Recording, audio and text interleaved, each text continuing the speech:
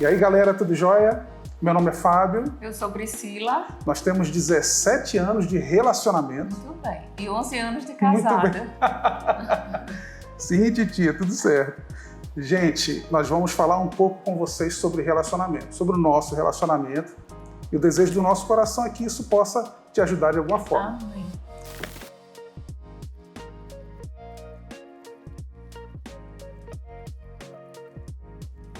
Gente, no meu caso, né, no meu coração, né, eu estava num momento muito legal da minha vida e eu estava muito bem comigo mesmo, muito bem resolvido, top. Sabe quando você está alinhado com você mesmo, assim, de boa? Eu estava assim. Estava bem com Deus, estava bem com a família. E aí, né, eu comecei a perceber os insights dela, né? Ela começou aí a dar os toques e Deus começou a tratar com ela, especificamente confirmando para ela. E aí, quando eu percebi, eu comecei a orar bastante. E não só orar. Eu orei e estudei. Eu analisei o comportamento, analisei a família, analisei ela em relação aos pais. E nesse conjunto de situações, eu comecei a entender que era uma confirmação de Deus, que era algo bom para as nossas vidas. E aí a gente foi se conhecendo, conversando muito, abrindo muito o coração, deixando a parte física para depois, né? E aí a gente realmente entendeu que era o momento e que nós fomos feitos um para o outro. Para explicar se foi amor à primeira vista, é importante contar primeiro como é que a gente se conheceu. O meu pai era pastor de uma igreja, de uma outra denominação, que nós fazíamos parte, no interior. Ele era pastor no interior e Fábio fazia parte da igreja aqui em Natal, dessa determinada congregação. E o irmão de Fábio era líder de jovens dessa igreja aqui em Natal. E a minha irmã era líder de jovens dessa igreja lá no interior. Então, o irmão dele com a minha irmã resolveram unir a juventude das duas igrejas e fazer um congresso de jovens. Então a gente veio para Natal com a juventude e estávamos nos preparando para esse evento. Então a minha irmã já começou a paquerar com o irmão dele. E eu comecei a admirar as características do irmão de Fábio. Mas não paquerando com ele, assim, eu sabia que a minha irmã que estava paquerando com ele. Mas eu comecei a admirar, assim, caramba, existe uma pessoa com essas características que tratava tão bem a mãe, que era tão educado, tão gentil. Aí eu pensei, será que ele tem um irmão? Aí ele tinha um irmão. Então o meu coração já ficou naquela expectativa por conhecer o irmão daquele líder de jovens de Natal.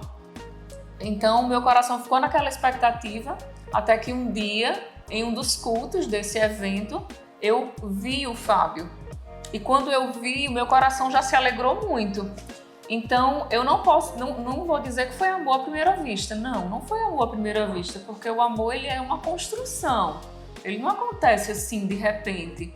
Mas pelo estudo das características que eu já fiquei observando nele, o comprometimento que ele tinha na igreja, o cuidado que ele também apresentava com os pais. Então meu coração já foi se abrindo para o início daquele relacionamento. Aí eu já comecei a paquerar ele, já comecei a olhar e fui paquerando até a gente iniciar o namoro. E comecei a orar, logicamente, e apresentar ao Senhor aquele jovem que estava me chamando tanta atenção. Tanta atenção que ela passava o culto inteiro olhando, eu estava lá adorando o Senhor, chorando, né, aquele negócio todo e tal. Quando eu abri os olhos, ela olhando para mim. Não, isso é o que ele diz. Era coincidência. Jesus quando ele abriu amado. o olho, eu estava olhando para a direção dele. Ela realmente uniu todas as características. Eu separava bem as coisas. Separava muito bem.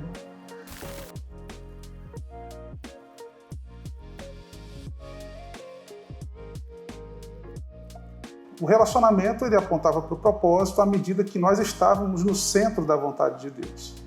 Então, quando você está no centro da vontade de Deus, buscando a Deus, se melhorando, aquilo que Deus entregou na sua mão, você já faz aquilo com eficácia, faz com o seu melhor, então é natural que você esteja no propósito que Deus tem para a sua vida e que nesse caminhar você encontre a pessoa que Deus tem para a sua vida, né? E foi assim, como a Priscila acabou de mencionar, nós estávamos aonde? Em um congresso de jovens, né? A gente estava exatamente envolvido com as atividades da igreja e Deus resolveu pegar 2 jovens compromissados, ela no interior e eu na capital, cheios do Espírito Santo, e ali a gente teve um encontro em um congresso. E Deus, por diversas situações, Ele confirmou tanto nas questões espirituais quanto nas questões de alma, né? A gente foi observando também as conexões que a gente tinha, as diferenças e as coisas que eram semelhantes. E as semelhanças eram muito maiores do que as diferenças. E a gente pôde estudar todos os aspectos para decidir se realmente estávamos no mesmo propósito. É muito gostoso falar dessa fase do nosso relacionamento, né? Na época do namoro e do noivado. Porque em todo o período do nosso namoro, a gente sempre conseguiu enxergar muito claramente que existia a direção de Deus e a aprovação e a confirmação de Deus no nosso relacionamento. A gente não tinha dúvidas de que aquele relacionamento ele estava sob a confirmação do nosso Deus. E a gente adotava várias medidas para que isso fosse verdade, né?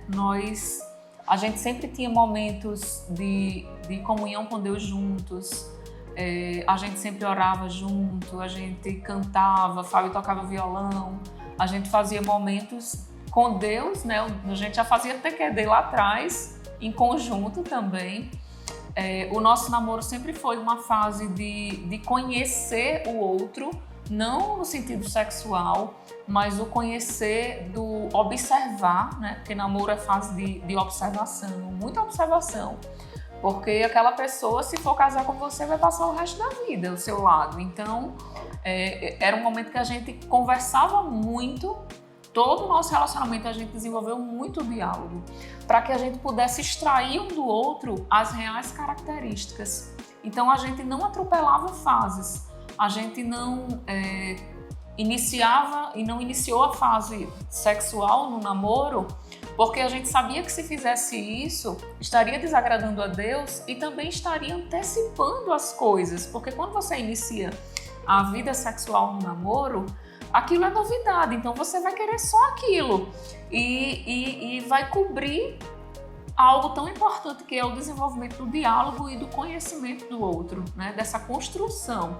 Então eu observava muito o Fábio, como ele tratava os pais, como ele tratava a família, o que ele pensava sobre trabalho, o que ele pensava sobre Deus. E da mesma forma, acredito que ele também Sim. me observava. Claramente, profundamente. Então, eu consegui perceber muito forte no nosso relacionamento que Fábio amava a Deus mais do que a mim. Então, isso foi preponderante para termos a confirmação de que Cristo estava naquilo, né, naquele relacionamento. Que eu sempre pedi a Deus que o meu esposo amasse ao Senhor mais do que a mim. E ele até hoje continua amando ao Senhor mais do que a mim. Então, todas essas características, elas foram muito importantes para que a gente confirmasse que, de fato, o nosso relacionamento estava sendo guiado e confirmado por Deus. Pois é, esse aspecto que Priscila tocou agora é muito importante. Porque o que acontece em alguns relacionamentos que não dão certo? Porque os casais avançam na área sexual e se aprofundam nisso. Conhecem o corpo, conhecem a sensibilidade do corpo, né? O prazer. E o prazer que não traz paz, né? É um prazer passageiro que só traz culpa. Então, o que o casal cristão deve fazer? Se há um compromisso de realmente, e só deve entrar no relacionamento com um compromisso. Você não vai ficar beijando todo mundo só por beijar e para ter prazer. Você tem que ter um foco na sua vida. Então você vai e inicia um relacionamento com alguém, né, e começa a conhecer a alma dessa pessoa. Gente, como isso é poderoso, né? O aspecto espiritual. Essa pessoa tem envolvimento com Deus? O que essa pessoa quer com Deus? Né? A menina ou o rapaz, cara, não quer nada com Deus. Você acha que quando casar vai mudar? quando o relacionamento ficar mais sério, ou quando as crises da vida chegarem, em quem essa pessoa vai se agarrar, né? Então, eu preciso estudar, né? O jovem que está desejando casar, né, ter um relacionamento sério, precisa estudar, né? Como é que os aspectos da alma, os aspectos espirituais que eu acabei de falar, e da alma. De repente, você está se relacionando com uma pessoa que tem traumas e você não sabe. E aí, de repente... E lembrando essa questão de traumas, o nosso relacionamento no namoro também foi uma fase de conhecer os traumas um do outro, viu? Eu lembro que eu tinha vários traumas. Eu tinha trauma com o meu cabelo, eu tinha trauma com os dedos do meu pé. E Fábio conseguiu descobrir tudo isso no namoro. Parece simples, né? Porque trauma geralmente é uma coisa muito pequenininha, mas é muito grande para quem tem. E ele conseguiu descobrir esses meus traumas no namoro, porque a gente conversava muito. Então, se a gente tivesse passado os bois na frente da carroça, né, ele não teria conseguido perceber isso. E ele conseguiu perceber porque nós tínhamos muito tempo de conversa.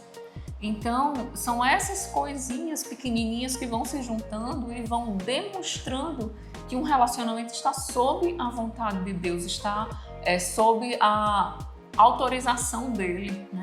Então, no diálogo, a gente vai conhecendo o gênio da pessoa, né? Os aspectos interiores que as pessoas não costumam revelar de um dia para o outro.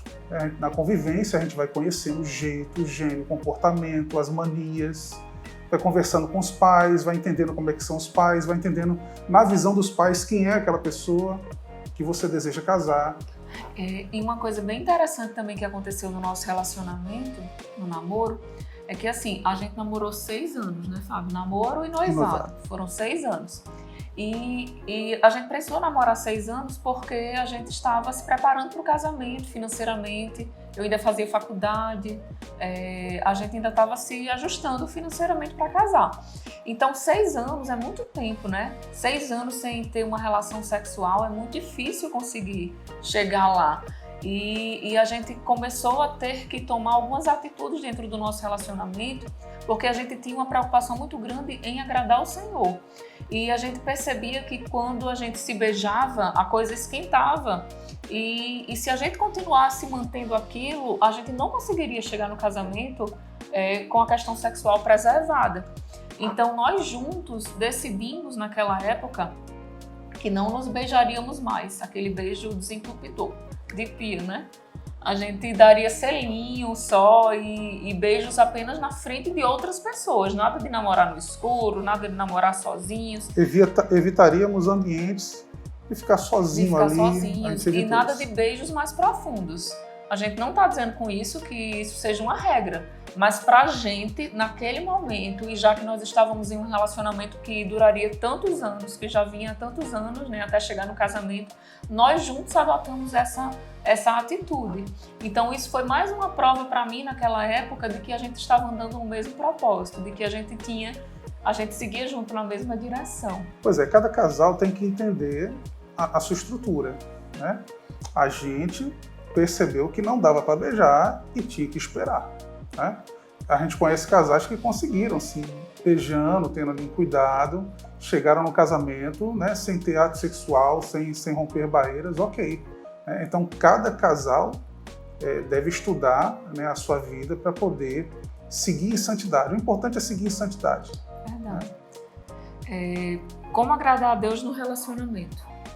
Colocando Deus em primeiro lugar, né, sendo fiel ao Senhor. E se você for fiel a Deus, você vai ser fiel ao seu cônjuge, você vai colocar os princípios da palavra em prática. Deus vai se agradar com você, o seu relacionamento vai ser próspero. Deus vai abençoar você. Eu me lembro que quando nós chegamos perto do nosso casamento, e nós honramos a Deus. E cada detalhe Deus foi construindo ao nosso redor. É impressionante. As bênçãos materiais, bênçãos espirituais, bênção de paz, de alegria no Espírito Santo, sabe? Então, quando a gente honra o Senhor, a bênção dele está sobre a nossa vida. Não vale a pena investir em algo que a pessoa sabe que Deus não está com a mão ali. Não vale a pena. Não vale a pena. Eu acredito que a gente agrada a Deus no relacionamento quando a gente coloca Ele em primeiro lugar. O amor a Deus, ele tem que ser maior do que o amor ao outro, né? O amor ao seu namorado, ao seu noivo. Tem que superar. Então, se supera, você não vai se submeter a determinadas situações que você sabe que vai desagradar a Deus, né? Então, você agrada a Deus no relacionamento quando os dois andam no mesmo caminho, no mesmo propósito, amam ao mesmo Deus, estão dispostos a obedecer, estão dispostos a abrir mão de suas vontades, estão dispostos a seguir no caminho que o Senhor tem para eles, né? Em obediência, como eu já disse. Então, eu penso que seja dessa forma que a gente consegue agradar a Deus no relacionamento, abrindo mão das vontades, né? A vontade da carne que vem muitas vezes, né? E buscando se aperfeiçoar, se melhorar cada dia mais, nessa busca constante por Deus e pela melhoria do relacionamento sob a ótica do Senhor também.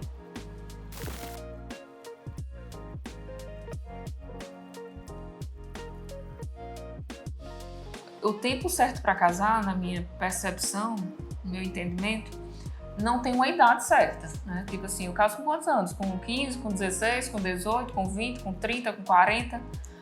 Eu penso que o momento certo para casar é quando você conseguiu trabalhar e desenvolver muito bem 3 áreas. A área emocional, a área financeira e a área espiritual. Emocional no sentido de estar bem, né? Estar buscando cura, né? De traumas, de se respeitar, de se amar, sabe? Para que você não case e seja uma pessoa dependente emocionalmente do outro. Então, é muito importante que haja esse desenvolvimento na área emocional. E a área financeira também, eu penso que seja muito importante. Claro que ninguém casa com tudo perfeito, com tudo pronto, né? Com a casa dos sonhos, com o carro dos sonhos, com o emprego dos sonhos. Quantos testemunhos a gente já ouviu, né, de pessoas que não tinham nada, casaram e o Senhor foi abençoando. Mas eu penso que seja muito importante montar uma base, né?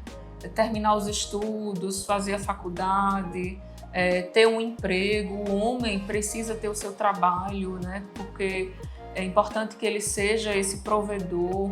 A mulher, se o casal optar por isso, pela esposa trabalhar também, então que já tenha algo formatado nesse sentido. Então, que consigam ter uma casa para morar, né? Que seja de aluguel, que possam pagar dentro do orçamento, ou que seja financiada, ou que seja já quitada, né? Da forma como for possível no início desse relacionamento, mas que quem casa quer casa, né? Que não vá morar, vamos casar, vamos aqui, onde é que a gente vai morar? Vamos morar na casa do pai ou na casa de mãe. Não. Então não é o momento de casar, porque quem casa quer casa. É muito importante que haja essa intimidade, essa privacidade do casal. Então essa parte financeira também é importante. E a parte espiritual, estar bem com o Senhor, né? Ter o Senhor como o principal de sua vida,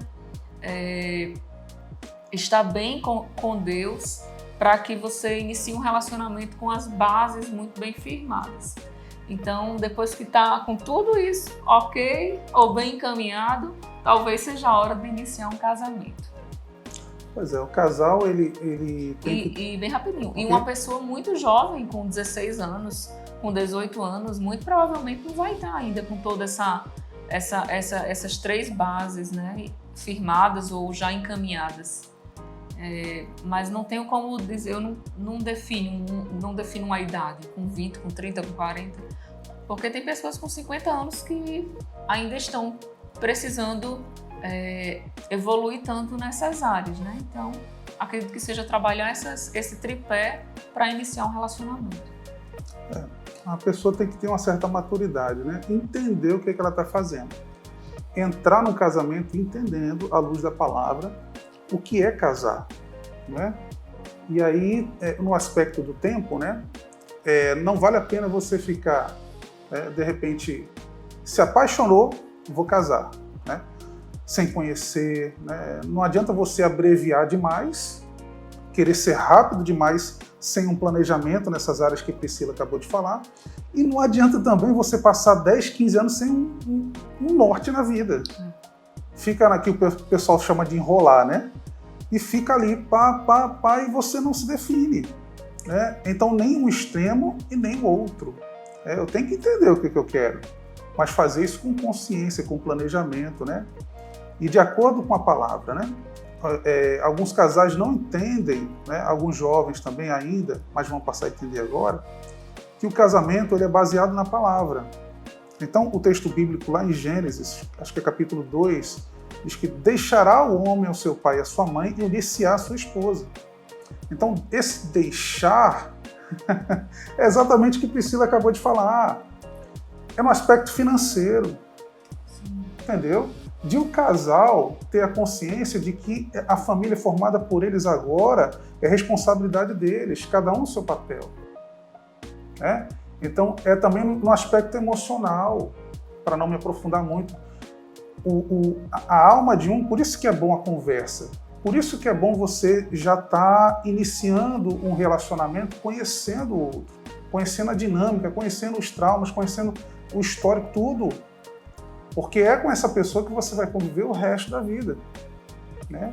O casamento cristão, ele não é um contrato que eu penso em me separar daqui uma semana, daqui a um mês, se não der certo, não. Deu certo, separa. A palavra é clara. Até que a morte os separe. Né? Então Deus faz essa união para que nós possamos viver até que a morte nos separe. Então o casal tem que entender o que é o deixar e o que é o unir. Né? Deixará o seu pai e a sua mãe nos aspectos que eu mencionei. E o que é unir? É cimentar. É tornar um só.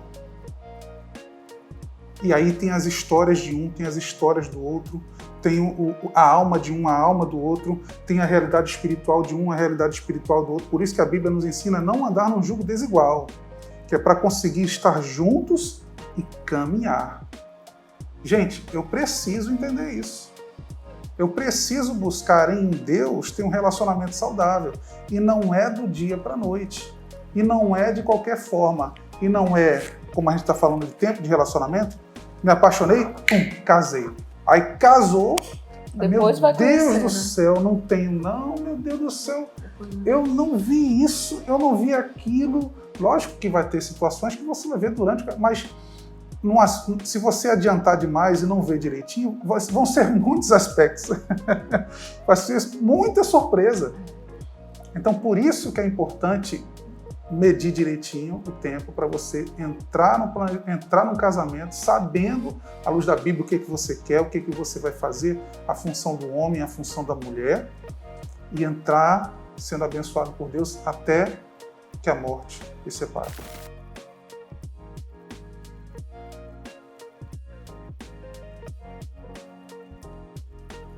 Se melhore.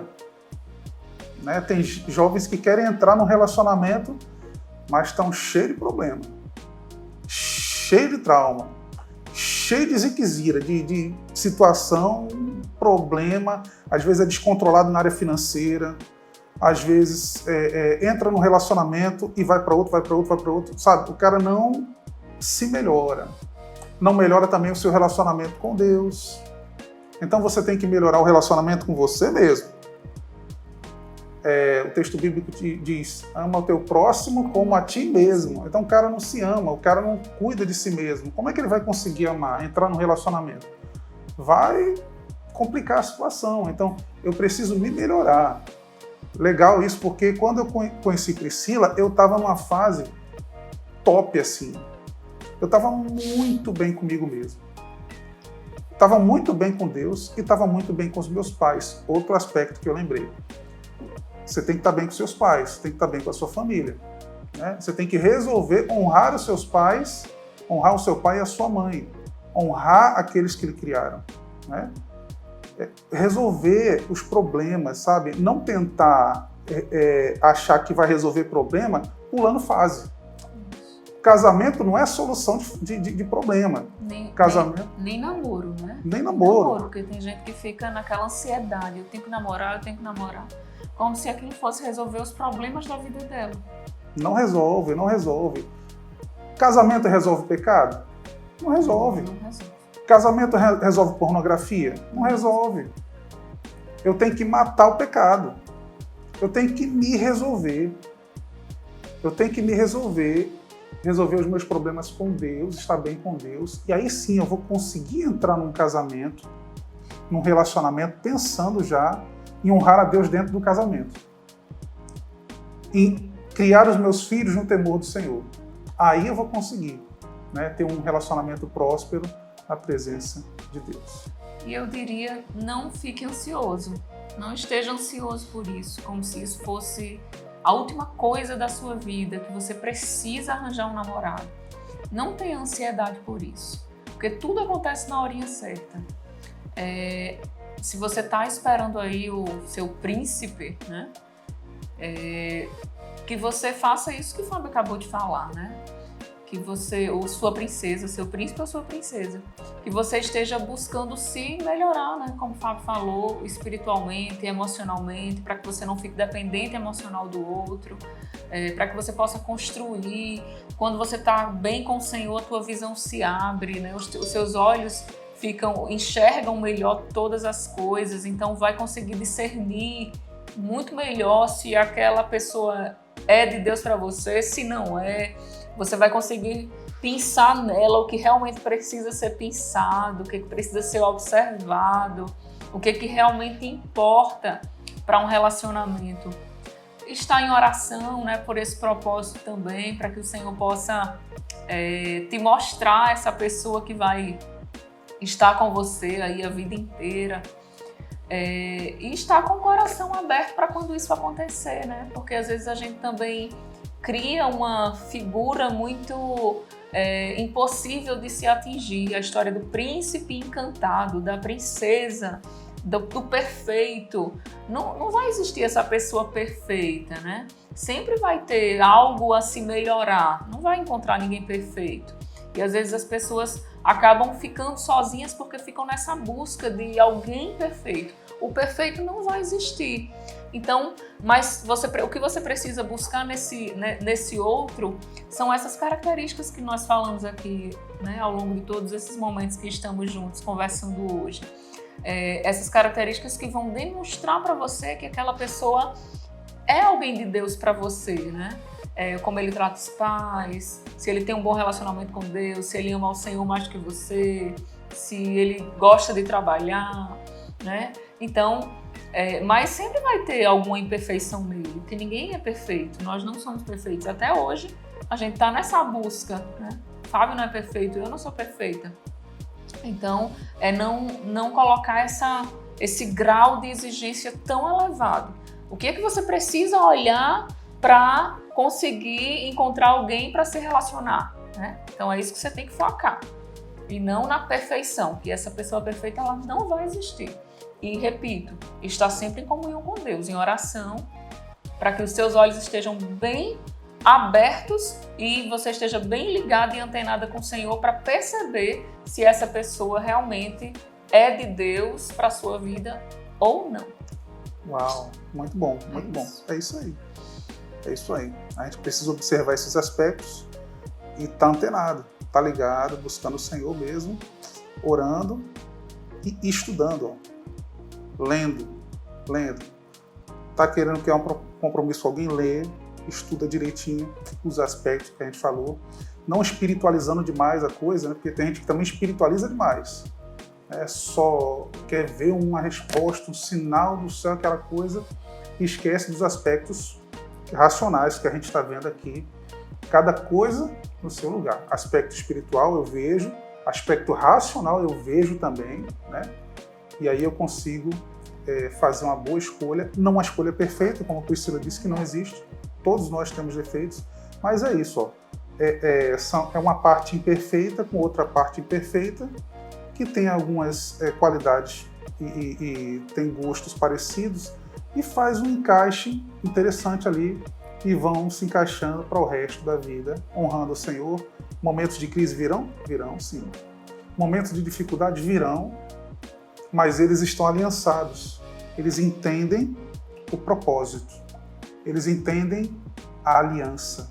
Eles entendem que no coração deles existe uma responsabilidade, um compromisso, que passa por qualquer estação, seja ela o verão da vida, que é top, seja ela a primavera, né, cheia de sonhos, que colore a vida, seja o outono, que as folhas estão caindo, ou até mesmo o inverno, que parece que não tem solução, que as dificuldades são inúmeras, mas eles sabem, porque construíram um relacionamento sólido, eles sabem a quem pedir, eles sabem como dialogar e serem transparentes um com o outro, eles sabem que recuar não é uma opção, mas sim seguir até que a morte os separe.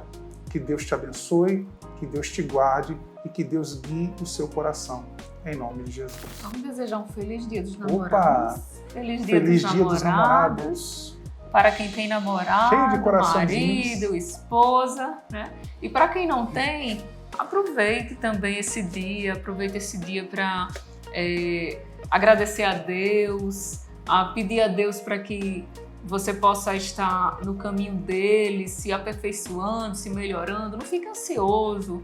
Tem gente que não gosta nem de ver o dia dos namorados. Não gosta desse dia porque não tem um namorado. Não. Se curta, se aproveite nesse dia e saiba que no momento certo, Deus vai mandar para você a pessoa que vai estar com você aí, caminhando junto por muitos e muitos anos. É nesse aspecto que Priscila falou, busque ser um solteiro bem resolvido.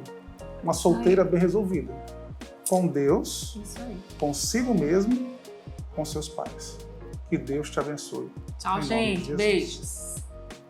E um beijinho.